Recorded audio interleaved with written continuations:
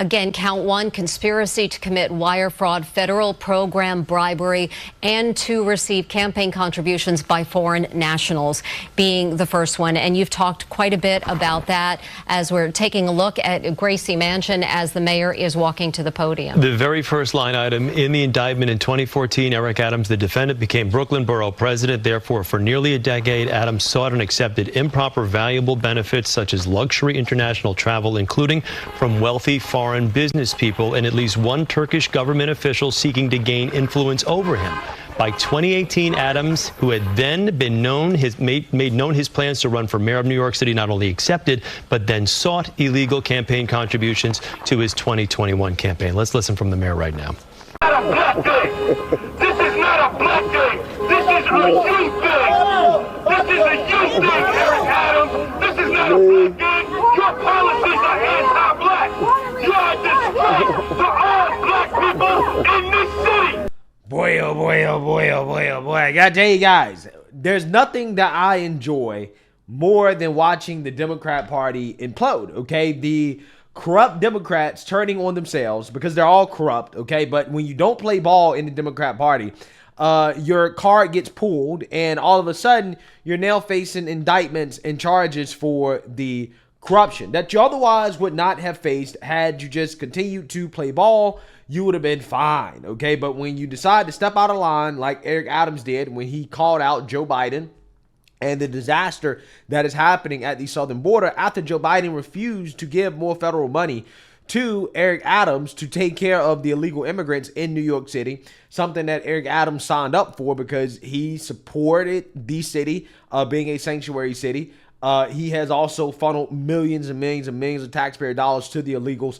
So it's really hard for me to feel bad for Eric Adams right now. And it's especially hard for me to feel bad for him because he loves to play the race card, right? He is woke as hell, okay? And he was bragging about how much chocolate is running the city, right? All this chocolate everywhere. It's amazing. It's great, okay?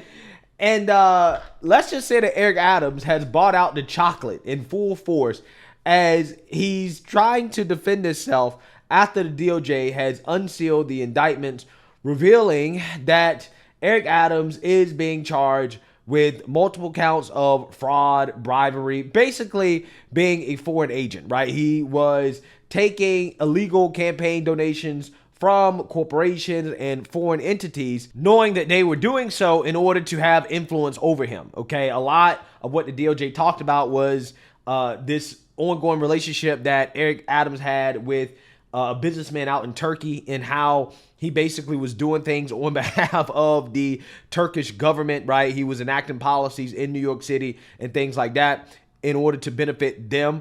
And what I found to be really fascinating about this case, the fact that Eric Adams is facing these charges, is a couple things. One being that I feel like Turkey is not the only country that's in the Middle East that just like openly tries to buy our politicians, right? I mean, our politicians are generally for sale, but not from foreign actors, right? I mean, from, you know, domestic corporations, yes, okay, but not from foreign entities, except one country in the Middle East where it seems normal that they openly buy our elections, right?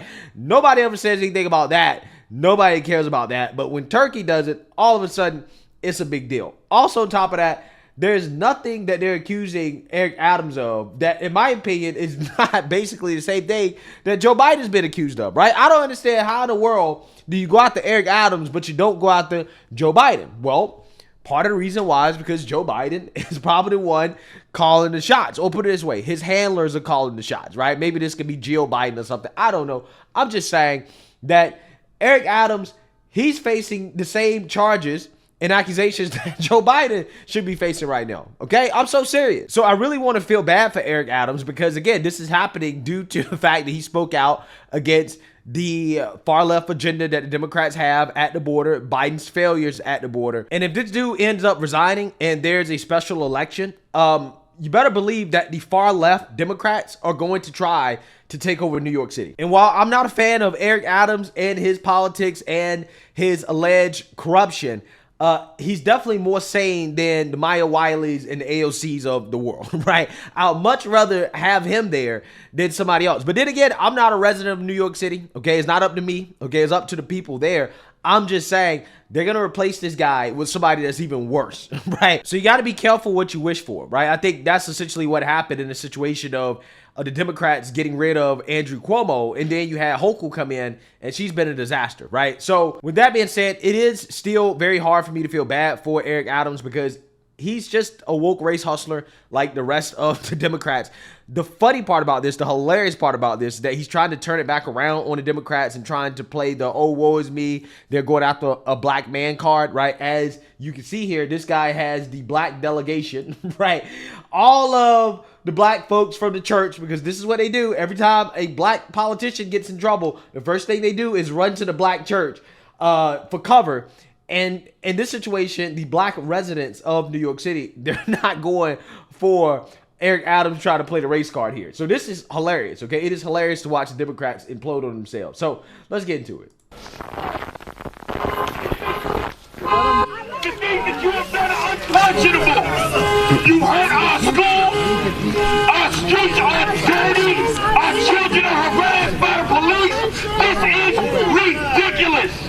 This is ridiculous. You can shush me all you want, but the people are with us. And this is not a black day. This is a justice day. First of all, I want to thank you for being here this morning. And I want to thank the supporters of all ethnic groups that are here, particularly the men and women of the clergy that's here, that have joined me here today. And we are not surprised. We expected this. This is not surprising to us at all. The actions that have unfolded over the last 10 months, the leaks, the commentary, the demonizing, this did not surprise us that we reached this day. And I ask New Yorkers to wait to hear our defense before making any judgments. In about 30 minutes, you're going to hear a story of the case that is in front of us. This story will come from the federal prosecutors. And I ask to wait and hear our side to this narrative. From here, my attorneys will take care of the case so I can take care of the city. My day-to-day will not change. I will continue to do the job for 8.3 million New Yorkers that I was elected to do. Yeah, plus the illegal immigrants, right? Which is funny because, again, I would feel bad for the guy, okay? But this is the same dude that was responsible for taking care of all these illegal immigrants, okay? Although he did speak out against Joe Biden because it became too much for New York City to handle. At the same time, he supported non-citizens voting. He supported giving the illegals taxpayer money, credit cards, okay, basically food stamps, shelter. I mean, this guy was using taxpayer resources to take care of illegal immigrants, and now you have people turning against him, right? People coming out and saying, hey, you've done a terrible job, probably primarily because of that reason, okay? So I definitely understand why the citizens are upset, but I'm here to tell you that honestly, I don't think that whoever they replace Eric Adams with, if he ends up folding, which he probably will if it becomes too much, I don't think they're going to replace him with somebody that's better, to be quite honest with you. I think it's going to get a whole lot worse. Amen. Amen. And the 300,000 plus employees of our city government will continue to do their jobs, because this is what we do as New Yorkers. It's an insult to the hardworking people of the city that anyone would say that they won't do their jobs while this case proceeds in the background. They are dedicated public servants, and I have been one of them for many years, and they're going to continue to do their job, moving the city forward every day. It's an unfortunate day, and it's a painful day. But inside of all of that, it's a day where we will finally reveal why for 10 months I have gone through this.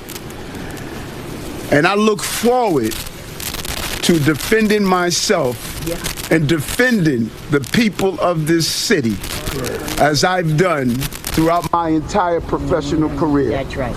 I want to now turn it over to the person who started me on this journey, Reverend Herbert Daughtry. All right, so we're going to fast forward to the heckling. I am asking all New Yorkers to hear his side, to let him have a day in court. Let him have his day in court, and then we can make our decisions.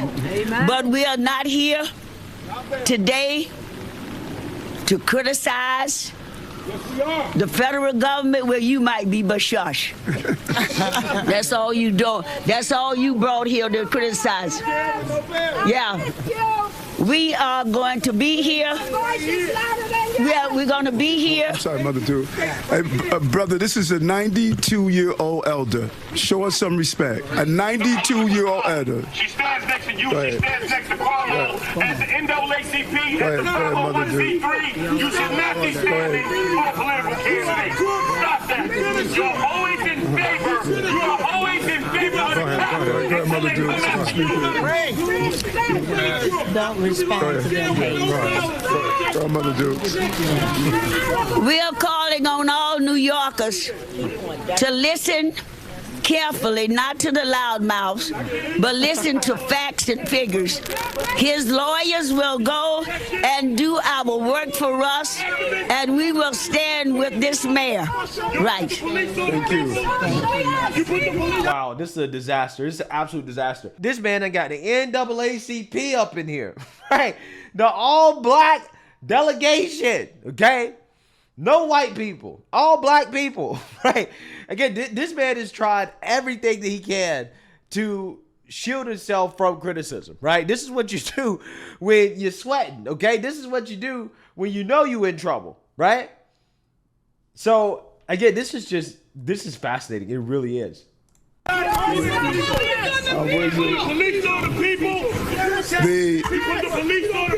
We want to now bring one of our amazing bishops up forward now. Bishop. You're an embarrassment. You're an embarrassment to black people. You're an embarrassment to black people. We are admonished to be angry and sin not. We can have our anger and we move forward. We move forward. We move forward. We move forward. We move forward. None of us.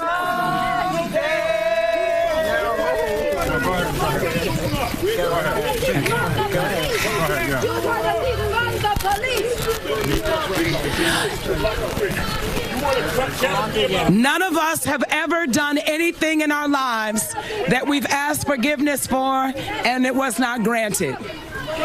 We live in a society where if we do something, there is a due process for all of us.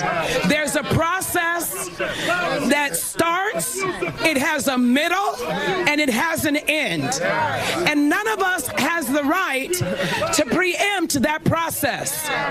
If I have an accident, I have to report it to my insurance, and they fight it out, and then a verdict is announced. We cannot prejudge any situation in fear that we might prejudge it inappropriately. And the same justice that we want for ourselves, we want for our mayor. That's right. Wow. You know what's amazing about this? Is that where were these individuals when it came to Trump, right? Where were these individuals coming out here talking about, due process, innocent until proven guilty, right? Where was all this support for Trump when this type of political persecution was being directed at him? I mean, it still is, right? These people were nowhere to be found. Now, all of a sudden, they want us to care about Eric Adams. Now, I do care in the sense that, again, I think whoever replaces this guy, if he resigns, is going to be much worse. But also on top of that, I do enjoy the Democrats falling apart. I do enjoy Eric Adams playing the race card against the Democrats and then being told that no, this is not about race, right? I mean, they call Eric Adams a disgrace to black people, right? This is the same dude that spent so much time race hustling, okay? Just for these people to turn against him, right? And to call him out for pulling this stunt, right? Going straight to the NAACP, going to the black church, right? Just like Fannie Willis. This is what they do every single time. The first thing they do is go to the black church. In the black church, they go get right behind them, right? They go defend their black Democrats no matter what. They go stand behind them, okay? It's fascinating stuff. It really is. Honestly, I think that Eric Adams is done, right? To be honest with you, it's just about how long is he willing to hold it out. But he's the type of dude that, hey, he might start snitching on everybody, right? He might take everybody down with him. I'm just saying. It's not too late to come out here and say, hey, I'm in support of President Trump, right? Because he's going to close the border and Democrats, they're corrupt just like me, right? And start spilling the beans, okay? Maybe, just maybe. If Trump gets elected, he might help you out, Eric, okay? But hey, since you into making these deals, right, you got to understand. You need to come out here and start snitching, right? You need to come out here and tell us what you know. Tell us everything, right? You know all these Democrats are dirty, Eric, just like you. They're pulling your card simply because you fell out of line. The best revenge would be to expose those that are exposing you. It's not too late, Eric. It's not too late. Not too late. So, hey, let me know what you guys think. Make sure you like, comment, and subscribe. Most importantly, share a black conservative perspective. Peace.